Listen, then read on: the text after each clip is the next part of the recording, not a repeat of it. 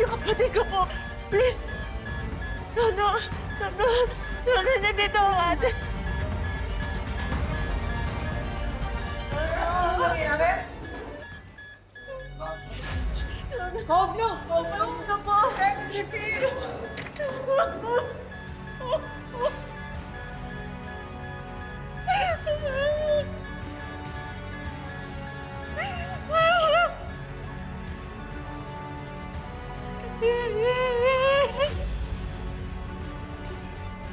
Resume CPR!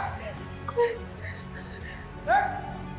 1, 2, 3, 4, 5, 6, 7, 8, 9, 10, 11, 12, 13, 14, 15. Again! 1, 2, 3, 4, 5, 6, 7, 8, 9, 10, 11, 12, 13, 14, 15. Again! Okay na ba?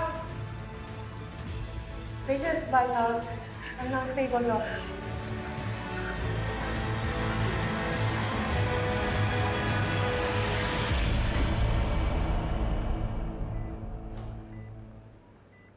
Your brother is now stable.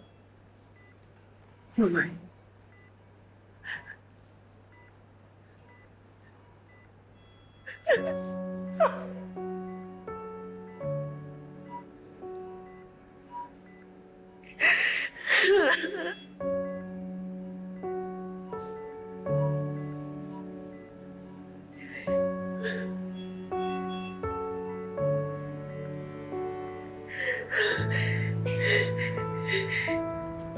Hello po sa mga nanonood po ngayon ng live. Ako po si Ina. At yung kapatid ko po, meron siyang congenital heart defect. At nandito po siya ngayon sa ICU sa Ladera Medical Center. Kailangan po kasi niyang maoperahan agad kaya nangingi po kami sa inyo ng tulong. Kami po lumalapit sa inyo kung sakali na kung sino man po yung may mabuting puso, sana po matulungan niyo po kami. Ayoko po mawala yung kapatid ko sa akin. Mahal na mahal ko po siya. Why are you wasting your time to sa taong na? May Kala ko ba wala ka ng pakialam sa kanya? Dad, Hmm. nakakaawa ako kay Ina.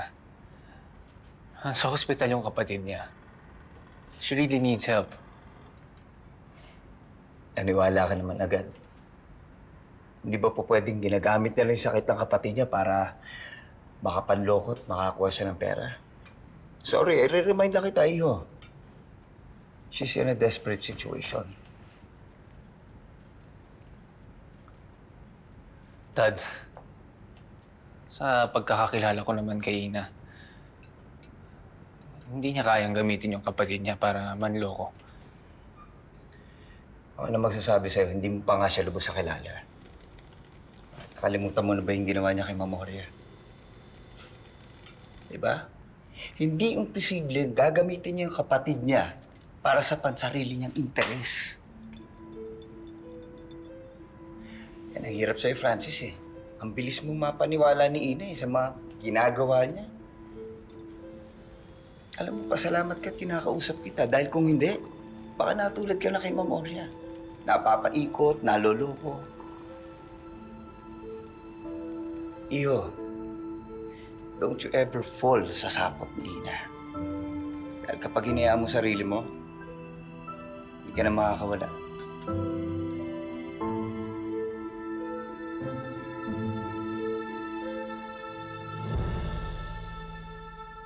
So, sa lahat ng mga nakakanood dito, guys, kakapalan ko na yung mukha ko, guys.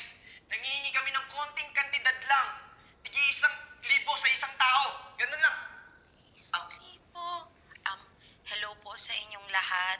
Any amount po, makakatulong po yon para sa kapatid po nitong kaibigan ko. Ito po siya. Ina. Ina.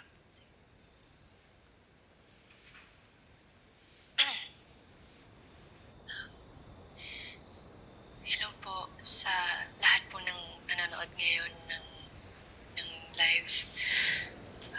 Ako po si Ina. Kawawa naman yung bata. Kapatid ko po may Sunod-sunod naman ang dagok sa buhay ni Ma'am Ina. nandito siya po ngayon sa Gusto kong puntahan si Ma'am Ina. Makapagbigay man lang tayo ng tulong kahit konti lang. Mag-aabot din ako, Kuya Edwin. Sige. Paniwalang-paniwala naman kayo. Baka nakakalimutan nyo na yung ginawa niyang panluloko kay Ma'am Orina. Dahan-dahan ka naman sa pananalita mo, Twinkle. Kilala ko si Ma'am Ina. Hindi ako naniniwala sa mga binibintang sa kanya. Meron siyang maganda at mabait na puso na mukhang wala ka nun. Ah, At saka kung ayaw mo tumulong, di kim-kimin mo na lang sa sarili mo. Ajit ka, Edwin. Bakit? Lawyer lang ni Ina ang peg. Sino mag-defend? Ano? Sige na. Ano? Ito eh. Ano, Edwin? Kaaway-away pa kayo. Sir, Sir, What's happening here? wala po. Meron lang po. pinapanood nila yung video ni Ina. Nandito siya po ngayon sa ICU sa Ladera Medical Center. Kailangan niya pong maoperahan agad. Nasa ospital po kasi si Nono, sir. Kailangan po nila ng malaking halaga para doon po sa operasyon. Yung nag-iisip po kami kung paano kami makakatulong eh. Oo nga po. The patient had a heart attack. Mabuti na lang naagapan at na-revive ang pasyente. What happened earlier was a miracle. Binigyan pa ng chance na mabuhay ang kapatid mo. Pero the second time na ma-atake siya, I don't know if he will recover. Kailangan niyang maoperahan. I have to go.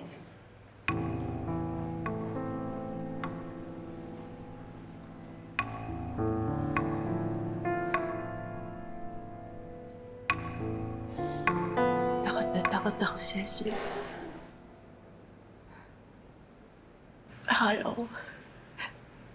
Akala ko tuloy na mawawala sa akin yung kapatid ko. Ngayon ko lang na-realize na napakahalaga ng bawat oras.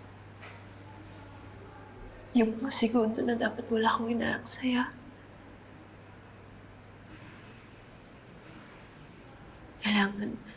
Kailangan may gawin akong paraan para maoperahan agad si Nono. Kasi wala namang mangyayari kung tutungan lang ako dito, di ba? Cecil, pwede bang kayo muna ni RJ ang bahala magbantay kay Nono? Ina, saan ka pupunta?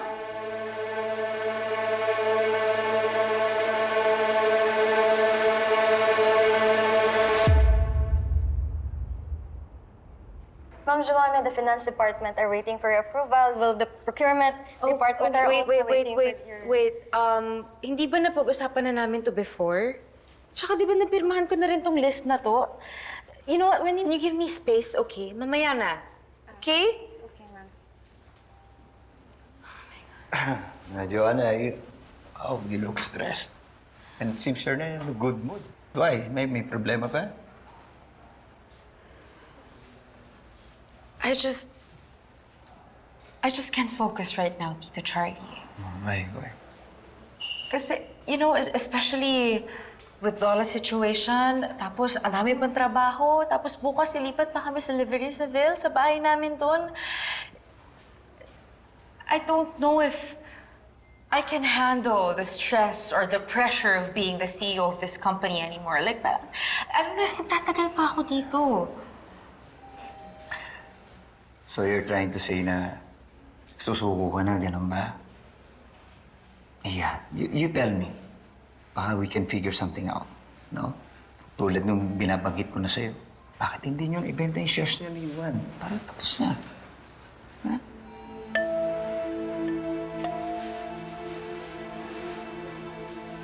And Tito Charlie, ayoko munang isipin yan. But don't worry, I'll try harder. I will make this work. Of course, yeah. Of course. Yeah. Anyway, I have a good news for you, Iya. Hindi ba, aalis na kayo bukas, lilipat na kayo? Imagine, saktong may nagka-interest para bumili ng mansyon yun ni Ma'am Oria. Pero, don't have to worry about it. Ako na mag-aasikaso. Okay. Thank you, Tito Charlie. I'll go ahead. Yes. Yeah.